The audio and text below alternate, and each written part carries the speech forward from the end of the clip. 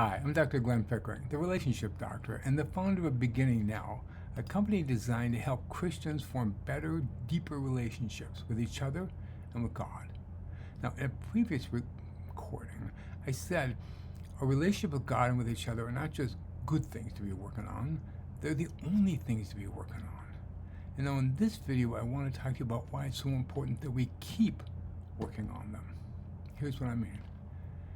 In my 40 years of working with couples, if there's one thing I've seen over and over and over again, is that in any marriage relationship or any other kind of relationship, we're always doing one of two things.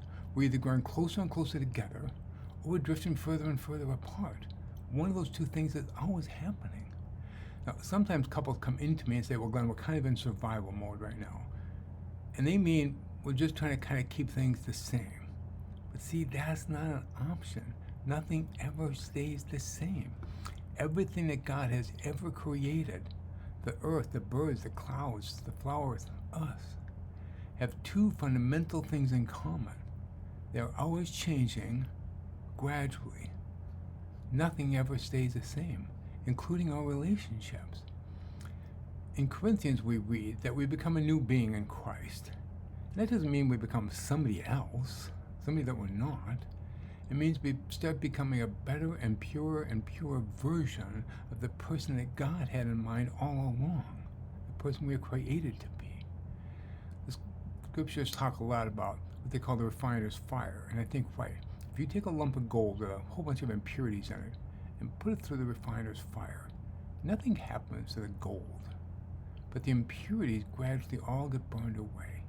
And what you're left with is just this very pure piece of gold. And that's supposed to be happening in our individual lives all the time. We're always supposed to be growing into our pure, more perfect, more Christ-like self all the time. And it's true for our relationships too. The Apostle Paul tells his most beloved disciples and the people who are most dear to him, I know that you love one another, but my command to you is that you do that more and more and more and more, that you never stop getting better at that, which I think is interesting. Now, Jesus tells this really interesting parable with a master who gave 1 talent to one guy. A talent is like how much you can make in a year, so that's a lot. 2 talents to another guy, and 5 to a third person, and then goes away. And the 2 people who got 2 talents and 5 talents made good use of them, turned them into 4 talents and 10 talents, respectively. So when the master came back, they were able to give the master everything that was given to them and more. And the master said, well done, good and faithful servants. The guy who only got 1 talent, though, he was afraid, and he gave in to his fear. So he didn't use the talent, he buried it. So when the master came back, he dug it up and just handed it back to the master and said, here's the talent you gave me. And the master was furious. Now, most people, if they're going to preach on this story, they stop right there, which is okay. And they preach about how important it is to use our talents, which, that's good. That's a good point. There's nothing wrong with that. But see, what's interesting to me is that the story doesn't stop there.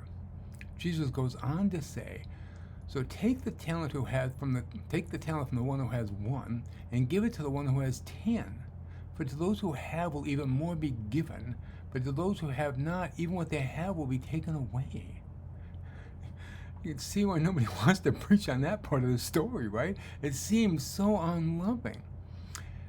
But it's not. It's actually very loving, and it's a warning. A loving warning, if you will.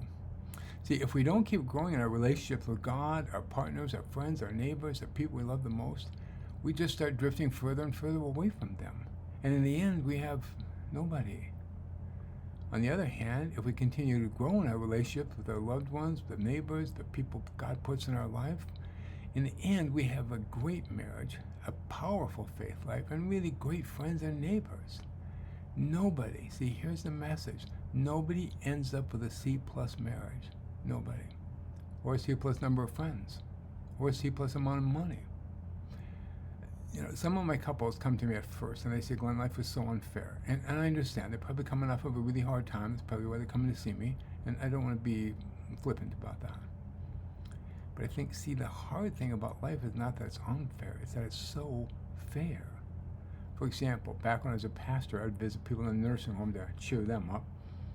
And about half of them would actually cheer me up. There are people who lived their life well, they cared for others, they developed their relationship with God and with their friends, and so at the end, they felt good about their life looking back.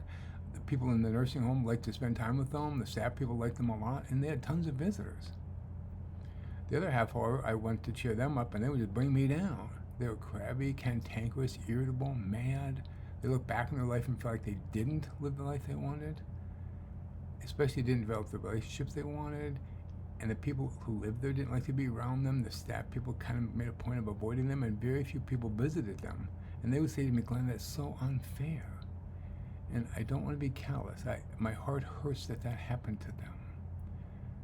But that's not a sign that life's unfair. It's a sign that life is actually painfully fair. We get exactly what we sow.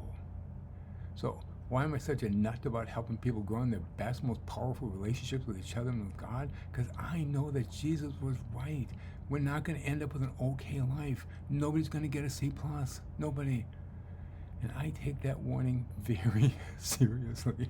Now that's why I created the Beginning Now community, a group of people who want to keep growing in their relationship so they can end up with that A+ life and A+ marriage and A+ faith that Jesus promised them, like promising us a big, abundant life. That's what Jesus wants for us. So if your relationships are struggling right now, or if your relationships are doing okay right now, or if your relationships are doing great right now, I say to you, you should join the Beginning Now community. And partly I'm being a little silly, of course. But I'm dead serious at the same time because, see, we all need to keep working on our relationships no matter where we are in the learning process. And the Beginning Now community was made to do exactly that, to help people keep growing in their faith and in their relationships. There are videos like this that you have free access to anytime. There are also webinars that you can tune into, Q&A times that you can participate in. There are people like yourselves who are working and learning right alongside with you. I invite you to join that amazing, loving community. Because nobody ends up with a C+ marriage, or life, or friend group, or faith. Nobody. You take care.